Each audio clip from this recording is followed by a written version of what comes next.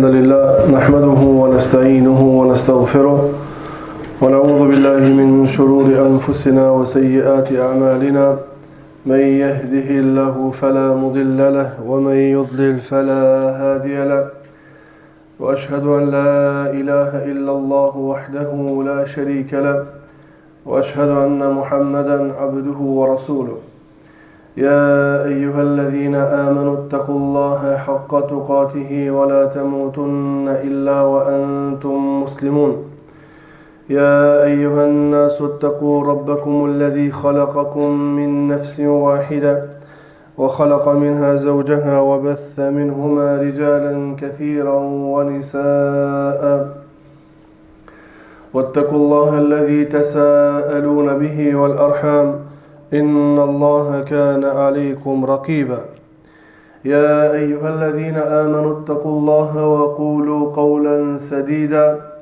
يصلح لكم أعمالكم ويغفر لكم ذنوبكم ومن يطع الله ورسوله فقد فاز فوزا عظيما أما بعد فإن أصدق الحديث كتاب الله وخير الهدي هدي محمد صلى الله عليه وسلم وشر الأمور محدثاتها فإن كل محدثة بدعة وكل بدعة ضلالة وكل ضلالة في النار وبعد Falëndrime dhe lavdratat I takojnë Allahu Gjelle Gjelaluhu, salatat, salamat qofshin mbi pejgamberin sallallahu alaihi wasallam, mbi familjen e tij, shokët e tij dhe gjithë muslimanët që pasojnë udhëzimin e tyre deri ditën e gjykimit. Allahumma amin. Vazhdojmë me ciklin e ligjëratave rreth raportit bashkëshortor, me shpresë që Allahu Gjelle Gjelaluhu të na jap kuptim të drejtave që I ka secilit prej bashkëshortëve në raportin bashkëshortor, me shpresë që Allahu ta ban jetën tonë bashkëshortore më të mirë dhe më të lumtur. Ja unë kaluar përmendëm një të drejtë e cila është para martese. E ajo ishte e drejta e zgjedhjes. Pra me zgjedh se kanë e merë për nuse ose kanë e merë për burr. Dhe thamë dhe përsëritëm shpesh se pejgamberi sallallahu alaihi wasallam tha merë atë e cila ka fe, ka moral, të lumshin durt. Dhe ka thonë dietarët në qoftë se te gruaja të cilën ti po don me marr për nusë grumbullohen te 4 cilësitë të cilat I ka përmendur pejgamberi sallallahu alaihi wasallam e për shkak të cilave martohet vajza, kjo është hajr mbi hajr. Mirpo fokusi fillimisht duhet të jetë te morali dhe feja e saj. Dhe pastaj qëse është edhe bukur, elhamdulillah, qëse ka pasuri, elhamdulillah, qëse është me prerë të mirë familjare, elhamdulillah. Hajr mbi hajr. E drejta tjetër që të përmendim sot është e drejta e të pamurit. Pra më u pa.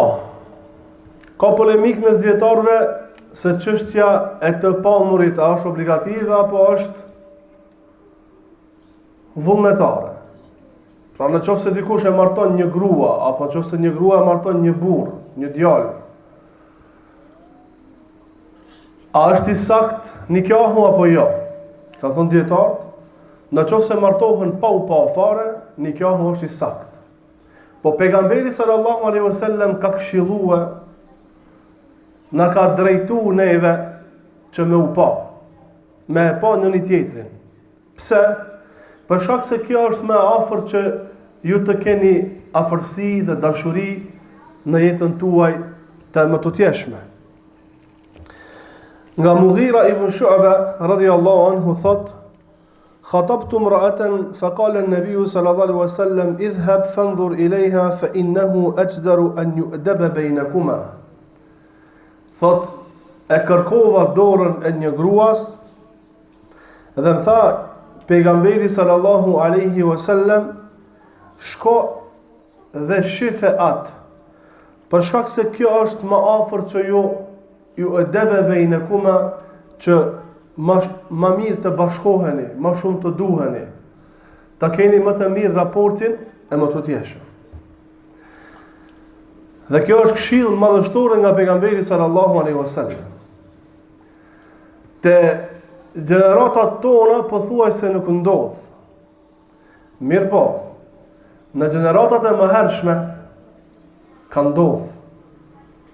Ka ndodh që më ju shkatru jeta ose djalit ose vajzës, për shkak se kanë pëlqyer një tjetër. Herën e parë që e ka pa natë kur ka hi dhëndër. Si ka pëlqyer, edhe është shkatru jeta e tyre. Do shta e ka lanë bashkëshortën të shtëpia, ka dalë për shtëpia, s'është kthim asnjëherë. Do shta ka pas çdo herë probleme, edhe kështu me radhë. E pejgamberi sallallahu alaihi wasallam i tha, shko shife, për shkak se kjo është më afër për të lidh zemrat tuaja dhe për të qenë më të afër dhe më të dashur për njëri tjetrin. Nga Xhabiri radhiyallahu anhu se ka thënë dërguari Allahu sallallahu alaihi wasallam, idha khataba ahadukum al-mar'a fa in istata'a an yanzura minha ila ma yad'uhu ila nikahiha falyaf'al. Xhabiri transmeton hadith nga pejgamberi sallallahu alaihi wasallam se ka thënë, kur njëri prej juve dëshiron me kërku dorën e një gruaje, vajze, nëse ka mundësi me pa prej asaj atë e cila e tërheq për nikahun e saj, le ta shef. Në qoftë se njëri prej juve doni me kërku dorën e një gruaje apo vajze, nëse ka mundësi me shiku te ajo atë me të cilën e tërheq për me bo nikah, le ta veproje. Le ta veproje. Thot Xhabiri pashtu në hadith tjetër, khatabtu jariyatan fa kuntu atakhabba'u laha hatta ra'aytu minha ma ta'ani ila nikahiha fatazawwajtuha. Thot Xhabiri, kam kërkuar një vajzë dhe e kam përcjell në sheft. E kam përcjell atë vajzë deri sa pash prej saj atë e cila më tërheqi për martesën e saj dhe e martova. Deri sa pash prej saj atë me cilën më tërheqi për martesën e saj dhe une e martova. Dhe tha pejgamberi sallallahu alaihi wasallam, idha khataba ahadukum al-mar'ata fala junaha alayhi an yanzura ilayha idha kana inma yanzuru ilayha li khitbatiha wa in kanat la ta'lam. Nëse njëri prej juve don me lyp dorën e një vajze, nuk është gjuna me shiku atë vajzë. Nuk është keq, nuk është gjuna me shiku atë vajzë. Mirë po në qoftë se e shikon për niyet me lyp për nusë, për në martua. Wa in kanat la ta'lam, edhe në qoftë se ajo nuk e din. Pra në qoftë se e ban më sheft. E përcjell më sheft. Muhammed bin Maslama radhiyallahu anhu thot: خاطبت امرأة فجعلت أتخبأ لها حتى نظرت إليها في نخل لها. Thotë kam kërku një vajzë, një grua për ta martu, dhe më sheft e kam përcjell, më sheft e kam përcjell, derisa e pash atë me një palmë të saj, pra me një bafshë të saj. Faqila li ataf'alu hadha wa anta sahibu Rasulillah. Dikush e ka pa Muhammed bin Maslama dhe ka thonë, a vepron ti kështu kurse ti je shok i pejgamberit sallallahu alaihi wasallam? Faqal, tha Muhammed bin Maslama, sami'tu Rasulullah sallallahu alaihi wasallam yaqul idha alqa Allahu fi qalbi imri'in khitbata imra'atin fala ba'sa an yanzura ilayha. Thot ka thënë pejgamberi sallallahu alaihi wasallam, nëse Allahu hedh në zemrën e njënit për njerëzve dëshirë tërheqje për ta kërku dorën e një vajze, atëherë le ta shikoja atë. Le ta shikoja atë. Në qoftë se i përcjellim këtë hadithet e pejgamberit sallallahu alaihi wasallam, vim në përfundim me ixhma të dietarëve, lejohet mu pa vajzë, edhe lejohet mu pa djalin. Këto hadithet janë për vajzën. E për djalin, vajza do të me pa djalin, s'ka drejt me pa djalin. E njëjta vlen edhe për vajzën karshi djemve. Mirë po, hadithet kanë ardhur për vajzën për shkak se vajza është e mbuluara. Vajza është e mshefta, kurse burri është në mejdan, djali është në mejdan. Mundësia dhe hapësira për me e pa çika djalin është shumë më e madhe se sa me e pa djali vajzën. Nëse i përcjellim këtë hadithet e pejgamberit sallallahu alaihi wasallam me ixhma vim në përfundim, që kanë thënë dietarët me ixhma se lejohet me e pa vajzën të cilën ti don me martue, apo lejohet vajza me e pa djalin të cilën i cili interesohet për ta. Me ixhma. Dietarët kanë polemizu se çka lejohet me pa te vajza. Çka lejohet me pa te vajza që me martu ata. Shumica e dietarëve e kanë mendimin që lejohet me pa prej saj fytyrën edhe durt. Kur gjë më tepër. Kanë thënë për shkak se fytyra flet për bukurinë e saj, kurse duart flasin për trupin e saj. Më thonë, bas dorës, ja jep një dispozit edhe trupit të saj. E ka dorën e butë, e ka dorën e vrasht, e ka dorën, qësh e ka dorën, ja jep, sinjalizon për trupin e saj. Imam Ebu Hanifja anon mendimin plus që lejohet mja pa edhe këmbët. Lejohet mja pa edhe këmbët. Imam Ahmedi, me një transmetim, të cilën edhe Ibn Taymija, Allah më shiroj, dhe Ibn Qayyimi, dhe një numër i dietarëve, thonë lejohet me pa prej vajzës atë e cila normal shifet prej saj, prej anës së burrave që lejohen me pa të ajo. Për shembull, çka ka drejt me pa vllaut e motra e tij, lejohet me pa edhe ai që kërkon nuse prej asaj çikës. Lejohet me pa kokën, lejohet me pa fytyrën, me pa flokt, me pa durt, para kraht, këmbët, edhe pjesën prej gjunit edhe të poshtë. Kjo është mendimi i Ahmedit, edhe një grupet e dietarëve prej tyre Ibn Taymija dhe Ibn Qayyimi dhe një numër i tjetër i madh i dietarëve. Ka mendim, edhe pse është shumë lart të vërtetës, ka mendim se lejohet me pa prej gruas gjithçka në trupin e saj pas pjesëve intime. Gjithçka tjetër lejohet, më thonë ka drejt me lyp gjithçka, mirë po kjo është shumë lart vërtetës. Polemika mes dietarëve të mendimit të parë dhe të dytë është shumë e madhe për shkak se kanë thënë dietarët pjesët që gruaja i mbulon nga trupi i saj kur del jashtë dhe i zbulon para familjarëve të saj nuk janë të obliguara lidhatiha. Gruaja ose vajza a mundet me dalë para babës?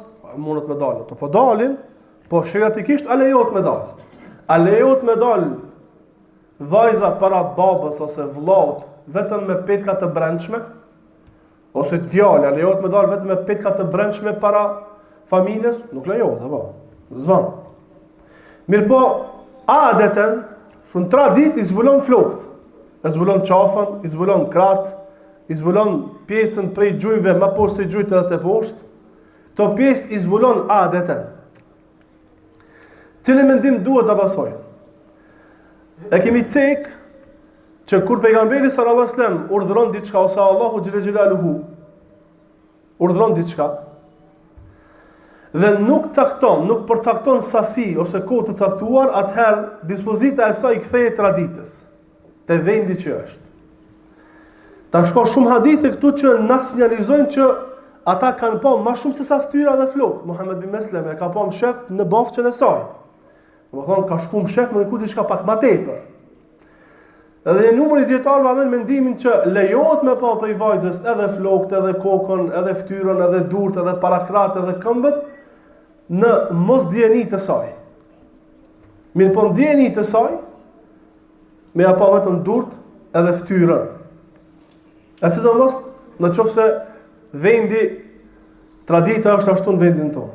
Mirë po në qoftë se i jepet mundësia msheft me pa diçka prej kësaj, lejohet me pa dhe mendoj që kjo është më e sakta. Po ashtu edhe prej anës së grave e njëjta vlen. Lejohet me pa vajzat e djali atë çka normal e shohin ata të tjerë. Edhe pse me pa për të djali është më lehtë.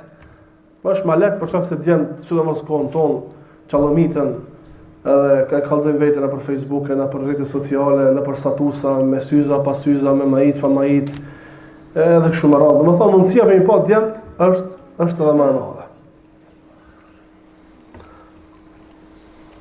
E drejtë tjetër dhe shumë e rëndësishme është besnikëria. Çfarë besnikëria? Që para martesës të jenë besnik, mos të jenë gënjeshtar ndaj njëri tjetrit. Të jenë besnik, mos gënjejnë ndaj njëri tjetrit në punë dhe fjalë çka ata i thonë. Thot pejgamberi sallallahu alaihi wasallam, shitsi edhe blerësi kanë të drejtë të zgjedhjes.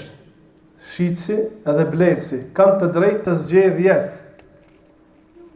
Pra, ta vazhdojnë ose ta prishin marrëdhënien, përderisa nuk janë ndarë. Përderisa janë të bëjnë mohabet, janë bashkë. E kanë opcionin me e prish ose me e vazhdu marrëdhënien. Po si të ndahën, obligohen me plotësu detyrimet ndaj njëri tjetrit. Obligohen me plotësu detyrimet ndaj njëri tjetrit.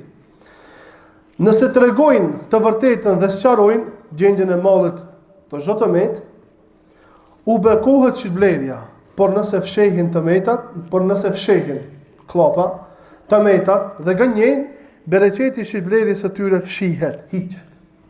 Pra kur dikush bën tregti me dikë, përderisa është duke bën muhabet dhe janë bashk, kanë drejt me e vazhdu ose me e prish marrëdhënien.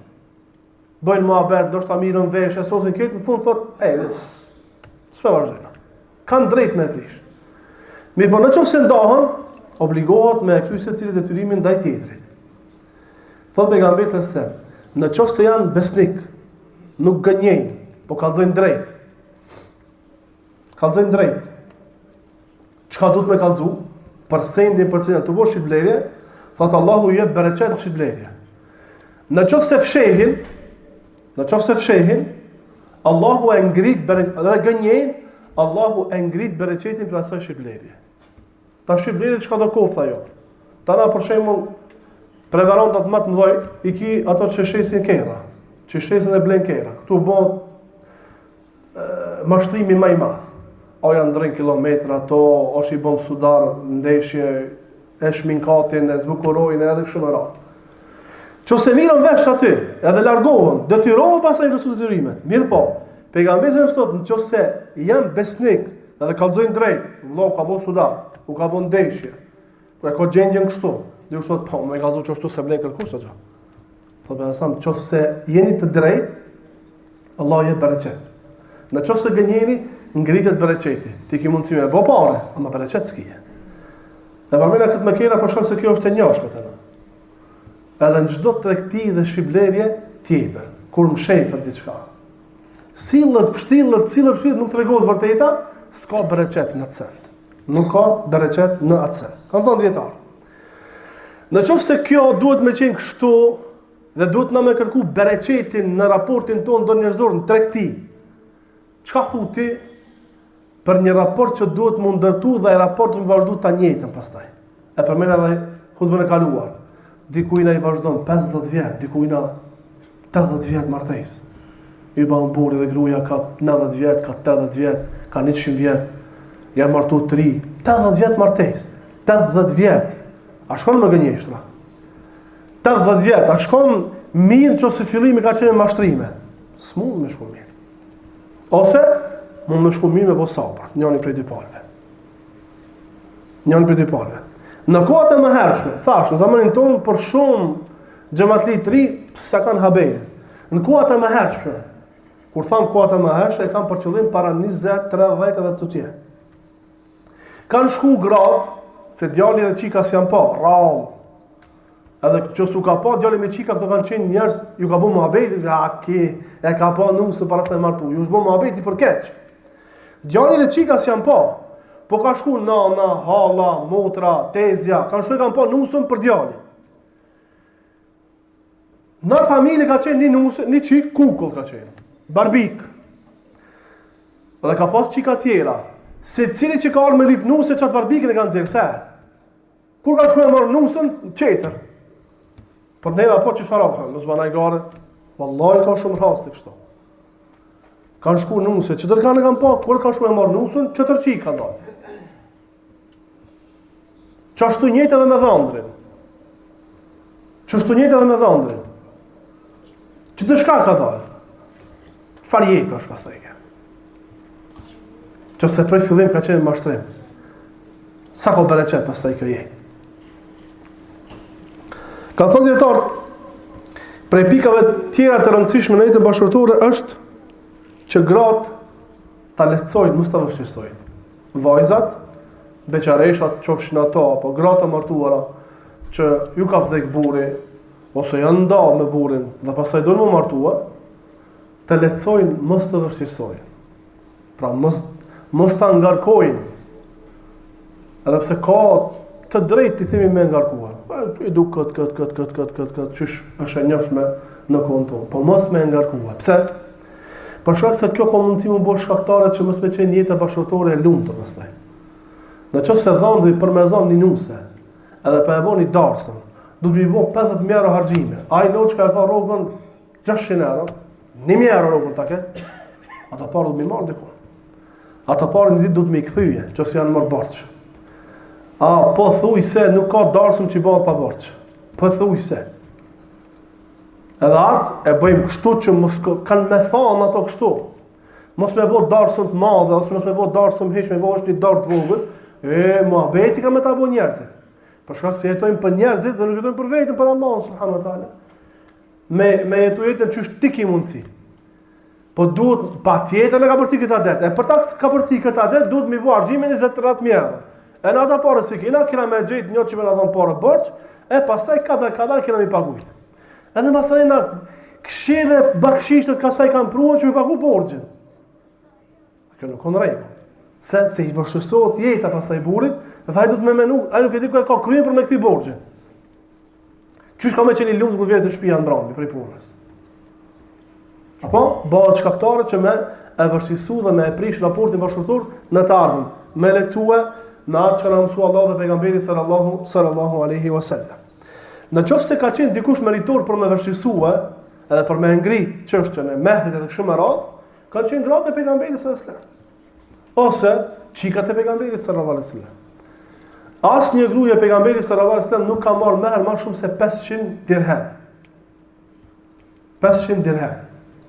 Tash dirhem ka qenë prej argjenti e tash më i vë me dirhem, do më thonë, qatë gramash të argjentit të asaj kohë, me e bo me parët e zamanit tonë, del shumë lirë del. Del shumë lirë, dikun 1.500 euro. S'ka marë asë njëra merë ma shumë se 1.500 euro. Mirë po, në qoftë se e banë matematikën, se 1 dinar, sa dirhem ka kushtue, sa grami ka pas kjo, sa grami ka pas kjo, 500 dirhem të ati zamani, sot i bin, dikun meher 24.000 euro. Meher. Dikun 24.000 euro. Mirë po, apet këthejemi në atë se, kjo ka qenë normalin kone pejgamberit sallallahu alaihi wasallam, sot 24.000 euro për i bo dikush për meher, duhet mi i ratë flokt, mi u zbardh mjek, ka mëse mu martuar. Se zbardh, e din në atë që gjendja. Pra me shkue në atë çka është e njohur në vendin tonë. Burrat obligohen me pagujt meherin. Në kohën e pejgamberit sallallahu alajhi wasallam shkon e njohur që mehri është pagujt me një jetë aty në dorë. Është pagujt mehri me një jetë në dorë. Dhe duhet me hec përpara pak në këtë pikë. Sa në vendin tonë pothuajse se e kërkush mehrin. Pothuajse kërkush nuk e jep mehrin. Se shkojmë këtë në atë pikën e mehrit me afat gjatë, e ajo afat gjatë është kur, asë njerë, ma banë Allah. Në fund, ka fund jetës pleshni, oj fisnike, ma banë Allah që atë meher, hajde. Ta banë gruja Allah se shaka me bëmë, se së të ngushtoje. Jo, du të me shti kryqët me pagu atë meher. Sa do qofta jo. Ma e bëmë mehrin suat asoj që kena mundësina me pagujt dhe me punu që me pagu që atë meher. Me ja dit pak vlerën, me ja dit pak rëndësin martesës. Përmenda javën e kaluar.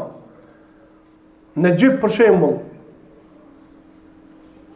është e njohur në disa vende se nuk e paguaj, nuk e japi nuse pa apo banesën për mi nusën. E ban banesën e merr nusën. Masanej si dushti së më s'pëlqej, leje nusën. Allah, heq më s'pëlqej ki me bo sabër kënë të njëjtën. Pse se je zbarë për qatë banesë. Se lelet, ke me kalu jetën të qysh. Pra më mundu me pagu mehrin me njëherë. Realizimi i kushteve të cilat vendosën para martesës. Realizimi i kushteve të cilat vendosën para martesës. Ka thonë pejgamberi sallallahu alaihi wasallam, inna ahaqqa ash-shuruti an tufu bihi mastahlaltum bihi al-furuj. Hakët që janë më përparsur për të realizu janë ato hake me të cilat i keni bo halal organet gjinitale. Pra, ato të cilat i bo halal, e ki pas një vajzë haram me bisedu, me flet me ta. Janë disa të drejta nëpërmjet të cilave ti e ki bo halal, ta ka thonë, e ka pranu më bo nusja jote. Këto të drejta janë më përparsore me u realizuar. Thotë Omer ibn Khattabi radiallahu anhu, maqati ul huquqi inda shuruti. Prerja e të drejtave, apo mbarimi i të drejtave është në kushtet e saj. E kanë pyetur Ibn Taymiyyah Allah më shiroft, në qoftë se gruaja ja vënon kusht burrit mos më martu me gruajen e dytë. Ja vënon kusht burrit që gruaja me qëndru në shtëpinë e saj. Mos me shku nuse, po me ardhë dhëndri domazet. Mos me udhthu me ta. Kushte vendosin. Çka duhet me bë? Thotë Ibn Taymiyyah, lejohet, po janë të sakta këto kushte në mëdhëbin e Imam Ahmedit dhe një grup të sahabëve pejgamberit sallallahu alajhi wasallam dhe tabiinëve, sikur Omer ibn Khattabi, Amr ibn Asi, Shurayh al-Qadi, Auza'i, Ishaq, wa madhhabu Malik idha sharata laha idha tazawwaja 'alayha aw tasarra an yakuna amruha bi yadiha aw ra'yuha wa nahwu dhalika sah. Dhe në qoftë se te Imam Maliku, në qoftë se ajo i bën kusht burrit që në qoftë se ti e merr një grua tjetër, unë ç'është në kam dorë, është e saktë. Ka thënë dietar këto kushte janë të sakta. Dhe nuk do të thonë që me këto kushte gruaja ka bërë diçka haram prej halalt ose halal prej haramit. Mirë po, në qoftë se burri e marton gruan tjetër pastaj, nikahu me të dytën është i saktë. Po gruaja ka të drejtën me u nda, në qoftë se do mu nda. A kemi qartë, se dikush thotë, unë ta vënu kusht, e ki pranu kushtin, çfarë s'ka me e marr dytën.